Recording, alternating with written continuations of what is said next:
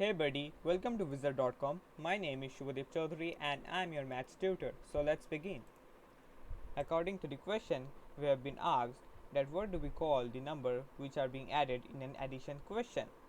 So the numbers to be added, the numbers to be added in an addition question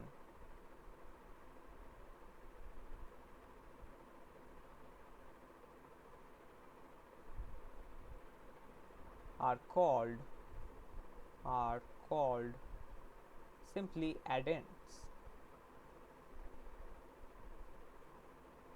For example, if we want to add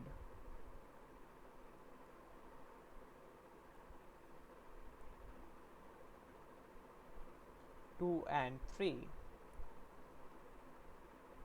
then in that equation 2 and 3 will be called addends.